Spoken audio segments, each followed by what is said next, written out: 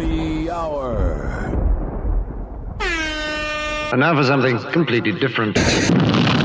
What's going on? This is Happy Hour. I am your host, Ryan Hoppe.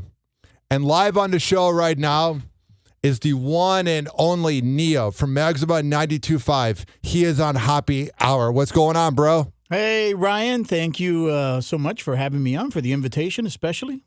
I'm very excited to have you on, man. I've heard so much about you when I moved into Beasley Media Group, and it was all good things, just saying like your longevity in radio and just everything in that sort of manner. So for the listeners that are maybe from my previous radio jobs that haven't heard your show, how long have you been in radio so far? I think it's embarrassing to say, right? Because this is the part that kind of reveals your age a bit. I think I'm going on 27 years now. I started in 1996. And as a matter of fact, what got me into radio was when I first came to Tampa, I was in the Air Force and I got stationed at MacDill. Yeah. And I was, born and raised in Miami, Cuban kid. And there weren't, I guess I was, when you think about this, right? So Miami's like an extension of Cuba. I grew up in Little Havana. Yeah. So I grew up on white rice, black beans, and pastelitos and cafecito, and Yeah. And when you join the Air Force and you leave Miami and they send you to basic training in Texas and Lackland Air Force Base, you realize, holy cow, I'm now in the United States. Yeah. Because your whole culture is gone. And abuela that would make the good meals and all that, it's gone. And now it's, instead of that Cuban food that Cuban culture that I was raised on, now it's like mashed potatoes and meatloaf and this stuff. And I was like, okay, this is different. Yeah. So it was kind of a culture shock. So when I got stationed in Tampa, I noticed that there was a very rich Cuban culture here. Yes. But not a lot of Spanish stations. The Spanish radio stations were actually on the AM dial back then. And there was a station on 680 AM that was called Radio Mundo.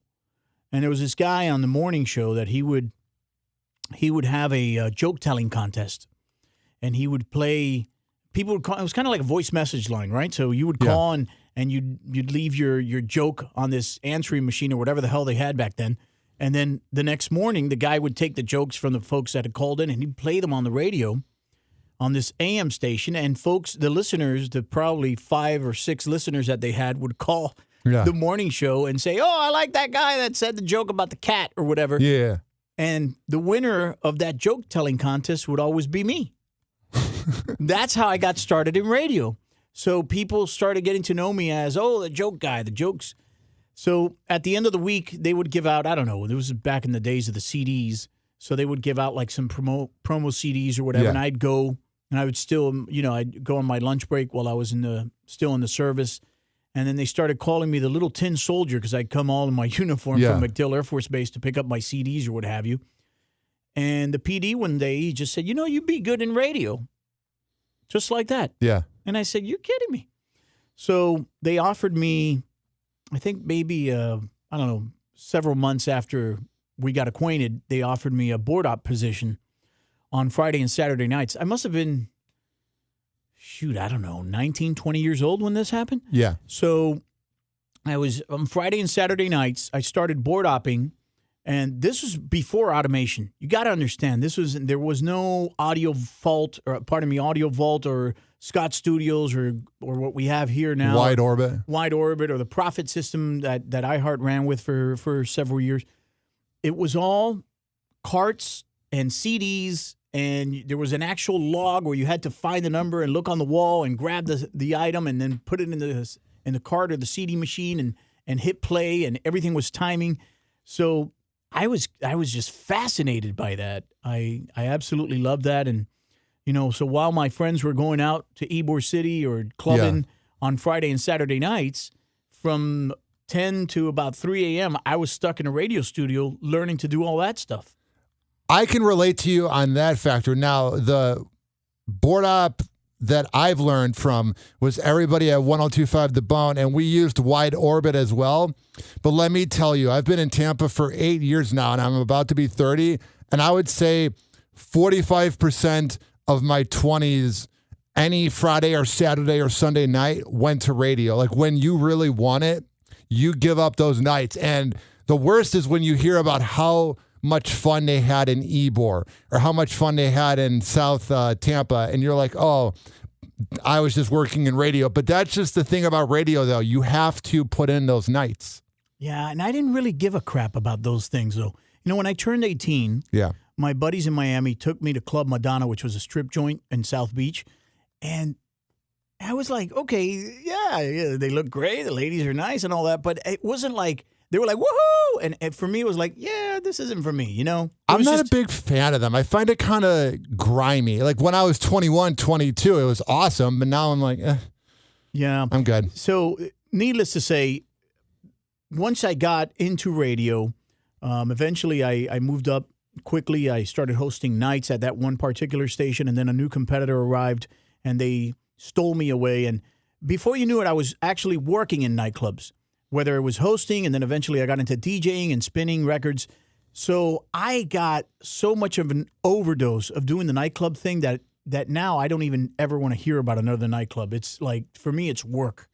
What's the biggest difference besides there being a crowd there? Because to me, what's very relaxing about radio as an introvert being in radio is that we're just talking one-on-one and you never know who's listening. But to me, the thing that I'm fascinated about with nightclub events is you have thousands of people potentially right in front of you. How different is it speaking to the crowd rather than people that have the radio on that you cannot see? Yeah, it's like it's like a lab experiment, and you have the panel right in front of you, and you can actually see real-time reaction. Yeah. So whether you drop a song and then and everybody like, they put their hands up and they're like, oh, that's my jam right there. You know, that's very rewarding. And then you start learning about, okay, this song works, or you'll play a song that absolutely sucks. And then people are like, you empty out the dance floor, and that's a crushing feeling. As a DJ, there's nothing more horrible than playing a bad record. I did that to my friend about 3 months ago. The song What We Do by Freeway from like 2002 with Jay-Z in that. One of my favorite songs, but it's more of a workout song or listening at home. I said, bro, you got to put on What We Do. He goes, no, that's not a nightclub song. He ends up putting on the song. The whole dance floor emptied out, and he had to put on like some other song to get the club going. And I totally could see the emotion of people going on their phones or going to the bar to get a drink. And even though I wasn't the nightclub DJ for that night, you have that sort of shame where you go, wow, I thought that was going to work and it didn't. Yeah. And I think that's a great correlation between radio as far as music stations and like being a club DJ. It's all about playing the hits. And I think, I've met some unbelievable mixologists, people that are like scratch masters, that have gone into the competition. They can do all the but they have unbelievable skill. But when it comes down to it, and I think 95% of what a DJ does, just like a good program director on a radio station, is playing the right songs, playing the right music. That's why I think any Joe Blow nowadays that has one of these software with a playlist player, they can go and be a DJ. Just plug in the right music, and it'll auto mix it for you. And so it's very interesting how far things have come. What is the process of picking what song goes on Maxima? Like, do you think about it? Do you listen to other people that give you advice? What is the process of figuring out what to play? Well, we have research, so we survey our audience, and we know what they're liking. Yeah. And when time to select new music comes, it's not an autocraft situation. We have listening parties with the rest of the staff, and we try to narrow. There's typically a certain sound that people are craving at the moment. So when we listen to new songs, typically that sound is what becomes more popular in the room. Yes. So people say, yeah, that's a good song. And then also the core artist factor. Like if you have a song by Bad Bunny, right now Bad Bunny's like the superstar of the whole entire world. Yeah, he is. You're almost certain to hit by just adding the next Bad Bunny record, regardless of what it is, just because the guy's a sensation. You know who I loved growing up? I'm from Illinois, and about 15 to 18 years ago, Daddy Yankee you could not turn on the radio in Illinois without hearing Gasolina. That was like the biggest song of '05. It's one of my favorite songs. Sure. So when you get ready for your radio show, are there different news sites you check for prep? Are there do you read the newspaper? Are there any old school ways that you do it to find things to talk about in between songs? That's a great question, Ryan. You have to know, regardless of what you're doing in radio, whether it's talk radio or a music format, you have to know what the top 5 headlines of the day are. Yes. Just going in, even if you don't touch them on the airwaves, you have to know about these things. I typically scour through all of the local channels first, whether it's Fox 13, WFLA, ABC Action News, our friends at WFTS, and then I'll hit up some of the more broader sites like Daily Mail and things like that. That is my favorite site. Yeah, they are loaded. Site. They have a bunch of stuff. But depending on who's writing the article, they could be spun one way or the other. Oh, totally. But they do provide some great content, and they have tremendous access. And that's the part about Daily Mail that I really enjoy. They just seem to get scoops on everything from anywhere. So New York Post is another one if I want to look more on the political angle and stuff. So that's kind of where I go.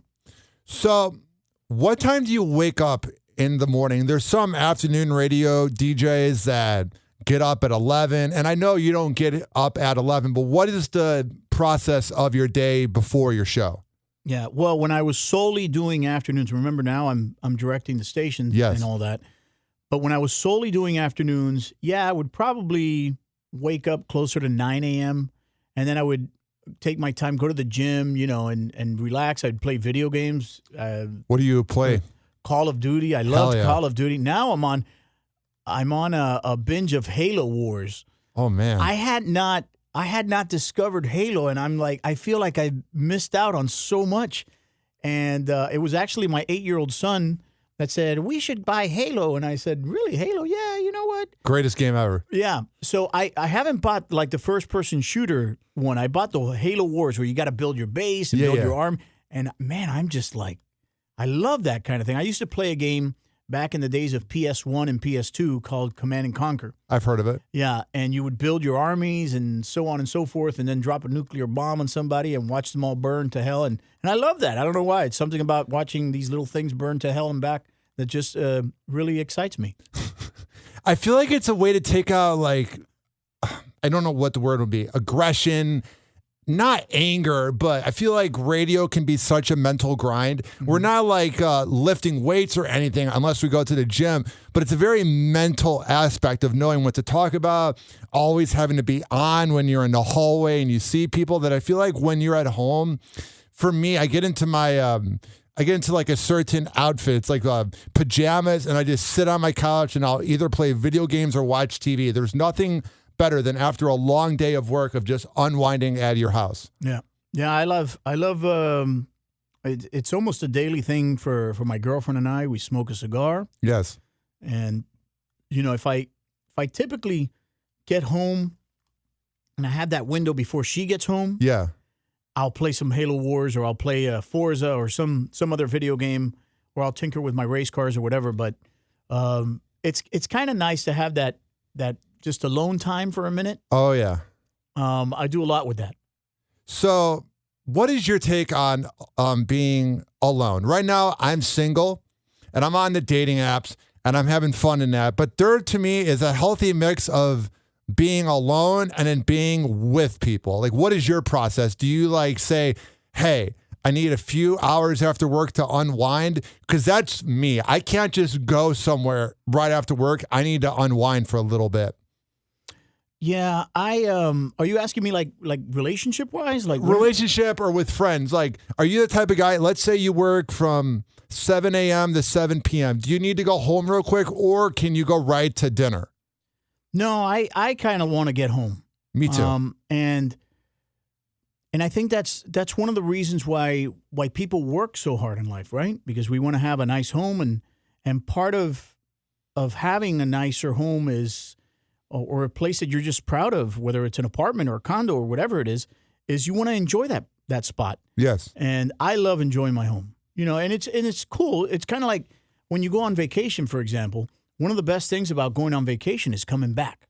Have you ever gone on vacation, whether it's a 3-night or a 5-night or a 7-day thing in Europe or whatever, and you come back and it's like, oh, my own bed and my own, my own shower and everything is like, I miss my place. And there's something to be said about that. I love going home and just relaxing. What got you into race cars? That's such an interesting question because I don't even know. I remember I was in 5th or 6th grade in elementary school. And back then I used to watch IndyCar. And I remember watching Al Unser Jr. and Bobby Rahal and all these great drivers. And I don't know why. I just liked those cars that were shaped like missiles with little wings on them. They're going incredibly fast and listening to the commentators. And as he rounds out the turn 3, here he comes 220 miles an hour. He's looking on the outside. And then the crash. For me, that drama was just compelling. And I remember one day they were doing this career day thing, where they bring in moms and dads in their career day and the doctors and lawyers and whatever. And they said, what would you like? And I said, a race car driver. Yeah. And the teacher kind of like looked around with her eyeballs trying to figure how does she pull that one off. Ultimately, there was no race car driver that ever came to my school. And I've always been fascinated by automobiles. Yes. My first car was a 1980 Camaro Z28. Yeah. Really neat car. And it had the cowl induction hood. And I blew the motor up on the I-75 when I was like 20, 21 years old. Going down to Miami, the water temp sensor wasn't working. Yeah. And that bitch was overheating. And I see a plume of smoke behind the car. And I said, I'm not stopping. I'm not. Yeah.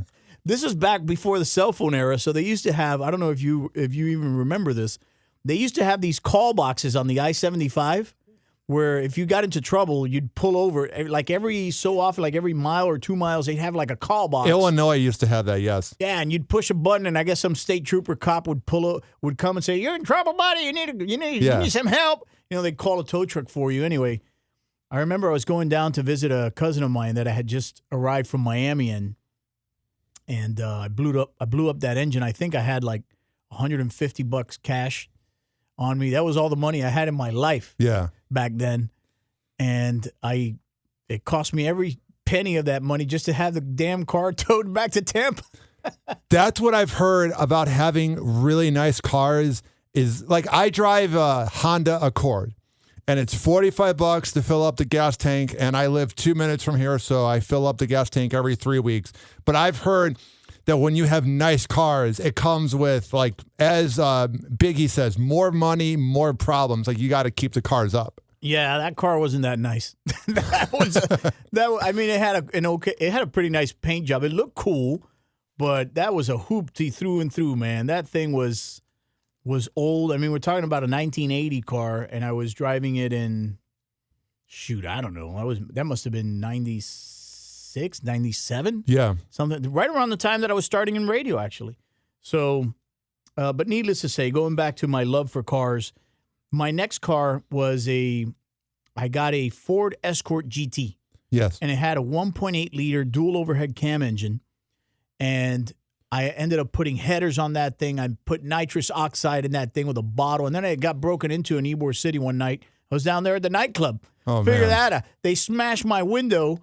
They took my boom box, the big speaker I had in the back. They took the nitrous bottle. They broke the dashboard to get the radio out. Sons of bitches. Ybor's fun, but man, there's a point where you need to leave Ybor. I think it's around like 1 a.m. I've been there at 3 waiting for my Uber, and my phone's on like 12%. And that frightening moment until the Uber comes, Ybor can go from very well behaved to just a fight will break out or something will happen, and then the whole vibe on 7th changes. Yeah. Ybor, and I want to be careful about what I say because I've noticed that through the years, the things I say can carry some weight, and I can piss off a shitload of people. Uh-oh.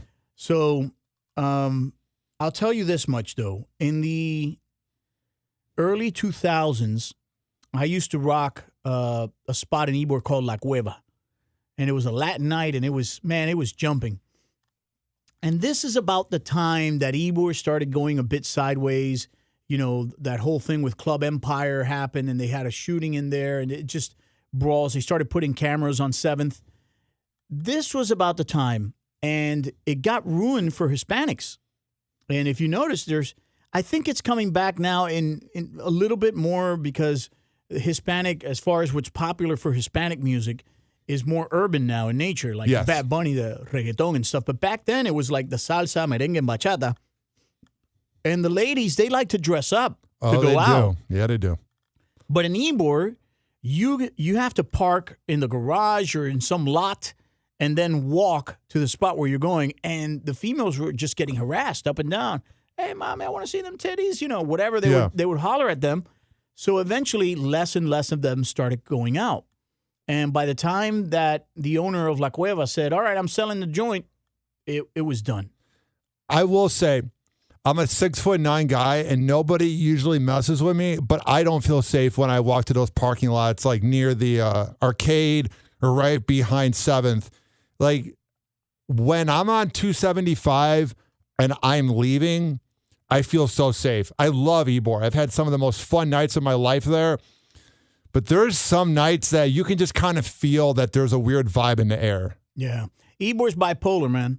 Because it really is. Ybor in the daytime is actually a cool spot. You go in the daytime. Oh, it's nice. Yeah, it's nice. They have nice restaurants. You get to walk around. You get the historic vibe of the place. A lot of the joints where people go to get drunk aren't really happening at that time. Or if they are, it's kind of, light. It's just whatever, a bar, have a beer or something. Yeah. So, Ybor at night, it's just not my cup of tea, not at this age. So how did you meet your girlfriend, and what are your favorite cigars to smoke with her? Well, I met her on Facebook, if you could believe that. Yeah. And just, you know what? Any cigar that tastes good is what we smoke. Honestly, we're not, we like the Rocky Patel stuff. The Padron stuff is good. We just bought a sampler kit of Perdomo cigars, and some of those are very, very nice. Some of the Oliva cigars are good. And, she's a beautiful woman. She's a Cuban lady through and through. When you go to Cuba, you'll see a lot of females actually smoke cigars. Yes. And she smokes her cigars. And I think she had problems, not problems, but she couldn't find that.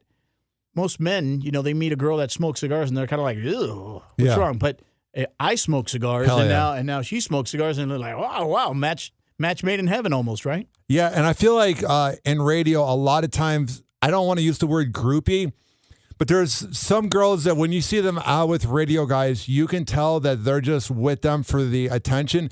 But whenever I've met your girlfriend about maybe 7 times, and every time you can just tell that she loves you, bro. Like there's a vibe that she wants to be around with you, and she's not just looking for the attention. Yeah, no, and believe it or not, she goes to those things because I ask her to, whatever events or appearances that I have to show up at.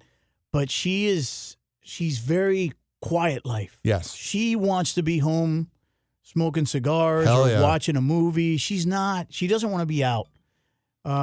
So that's kind of interesting because I'm sort of the same way. And I hate to admit that because a lot of folks, they hear me on the radio and they're like, man, Neil, he's just a wild man. He sounds like he's having a party. He's like a living party. Yeah. And I'm not like that. I like doing things that are very quiet. Me too. We just came back a few days ago from Key West. And by the way, if you have not been down to the Florida Keys, you don't know what you're missing. It is one of the best kept secrets in the entire United States.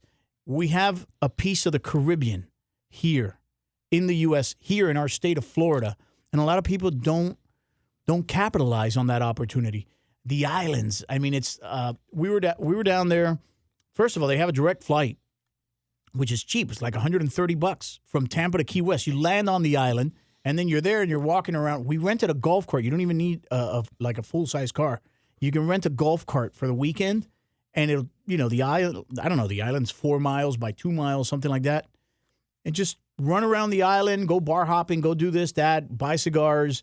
We rented a boat, and we used a GPS to get out to this spot where the guy at the marina told us. man, Ryan, it was like, imagine that blue water in a pool just out there in the ocean with white sand, 2 feet of water, and we just dropped the anchor right there, lit up some cigars and put on some music, and it was like, man, we could die tomorrow with a smile on our face. This is paradise. I think this week I'm going to make a trip to St. Pete Beach because when you work so much in Florida, you forget that you live in Florida. I don't know if you go through that, but you have the Monday through Friday 9 to 5 grind. You have the events, you have the radio show, and you're kind of going to the same place. You're going on the highway to your job and you're going home, but you forget that there's the benefits of the beach and the sun. And even though it's very hot out, I'm from Illinois, and I'll tell you, I'll take the hottest day in Florida over cold weather any day. Yeah, same thing. Same here. You know, you could actually take some clothes off when you're hot and just get a fan, get some water, you're fine. But when it's 20 degrees out, you can't do anything. That's it. Yep. So when it's all said and done, Neil, because you are a very popular name in Tampa radio, how do you want people to remember you? What do you want your legacy to be in Tampa Bay radio? Yeah, I don't know, man. I don't know. Maybe, he was good, I guess. Yeah. You know, hopefully they'll say that, but you know, I don't know. I think a lot of folks don't see what I do behind the scenes on the management side of things. And I think on that aspect, we've created a very powerful and compelling and competitive radio station. And I think that's my biggest legacy for when I speak to the overall station. I mean, right now I have Nandy and Christy. They're like, I think they finished the month of June, number 2 in the market in their demographic, 18 to 49. The afternoon drive with myself has been top 3. I think we finished number 2 as well. I've hit number 1 several times in the past year. Middays is top 5. I mean, the station is just a juggernaut, man. Yeah. I mean, this station is just brutal right now. And we've invited so much competition. And then they come in here and, you know, you have that station that came in last year that they bought. They actually bought that Cox station, that 97.1. And, man, those people are having such a hard time. And they have not been able to get a foothold in this market. And I think that's a testament to an incredible job that this entire team has done. And I think that's what I mostly want to be related. And would you do a 10 out of 10 job at, and I'm not just saying this to kiss your ass, but you guys are live and local. Like, I feel like we know you guys. A lot of times, I noticed in Tampa Bay, people might not know this because not everyone's from Tampa, but Tampa Bay loves Tampa Bay. And when you have radio shows and you have other things that are not in Tampa, people can feel that because you're not able to talk about the sport teams. You're not able to talk about the events. Like, if you have a show that's not in Tampa, you can't talk about the wine festival and the promotions team being out on a Sunday. Yeah, and aside from that, Ryan, it's the connection and the longevity that I think a lot of our personalities have right now. Yes. Like, I've been on that afternoon drive now for 14 years. And it sounds like I started yesterday because I go into that show every day and I'm like, hey, what's going on? Hey, oh my gosh, it's a hot one today, whatever. Yeah. But if you're going down to the Clearwater Beach, make sure you take a dip and you know, don't take your bikini off until I get there. You know, something like that, right? So I try to create that excitement. And the same thing with Nandy and Christy. I mean, Christy just hit her 12-year benchmark here. Christy started as a part-timer. Yeah. I remember she was hounding me. She was like, oh, please, I want to get a job. And, you know, we had to develop her talent and mold her. And now she's like this superstar. And she's on TV. And she's got, a bunch of followers on the socials. What's the biggest thing that she really worked on that she did well at learning about? Just loosening up. Yeah. I think Christy took this a bit too serious. And I remember she was hosting when she first started. I had her on as a part-timer on the air on maybe it was Sundays or something. Yeah. And she called me one Sunday afternoon. She says, you're not going to believe what happened to me. And I'm like, oh, my God, something's crashing. The computer's crashed. We're off the air. You know, I'm thinking the worst. And she's like, some guy just called me and asked me what color my panties are. And she was really tripping about this, man. I'm not kidding. She was having a hard time with this because she's very serious. She wants to be taken seriously. And I said, well, what did you say? I know I hung up. I said, well, I kind of chuckled and I said, look, I get it. You want to be taken seriously and what have you. I said, but you should take advantage of those opportunities. And she's like, what do you mean? And I said, well, I would have hit the record button on the Vox Pro and I would have asked him, I'm sorry, what was that? And when he says, yeah, what color are your panties? And I would have told him, well, it's kind of hot outside. I'm not wearing panties today. What about you? Are you going commando or what? Yeah. Have fun with it and then put his ass on the air. Yeah. That's, everybody would remember that. So she said, and I saw the light bulb go off. And I think she's not completely off the wall now. She still wants to be taken seriously. Of course. But in the morning show now, she can get loosey-goosey and it's fun. It's fun to hear her that way. And Nandy's just a star, man. You're talking about somebody who's got, I think, 38 years now in radio. Think about that, 38 years in radio. And he sounds, another guy, it sounds like just started last year. I spoke to him a few times when I was working with MJ back in June, and he really cares about that show. Like, he'll talk to you in the hallway for a few minutes, but he wants to go into that room and be well prepped. I can read it.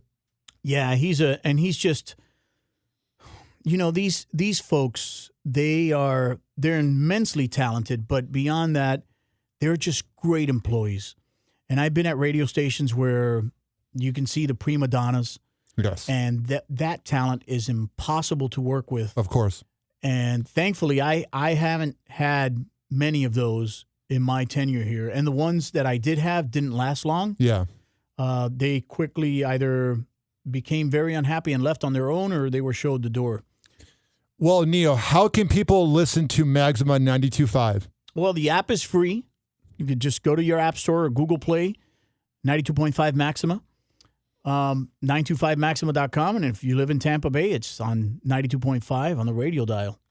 I'm telling you, I keep saying I'm going to learn Duolingo, and I don't do it. But I sincerely want to learn it because even when I'm listening to 92.5 and I'm not sure what's being said, I just get so hyped. Like, the energy you guys bring is some of the best in all of radio, and I'm not just saying that. Well, thanks. I appreciate it. I think we have an approach to this radio station that it's more CHR American. Yes. But just talks in Spanish. Yes. So keep up the very good work, Neo. All right. Thanks, Brian. Right. Hoppe Hour. I loved it. Thanks. Thank you, Neo. Happy Hour. Happy Hour.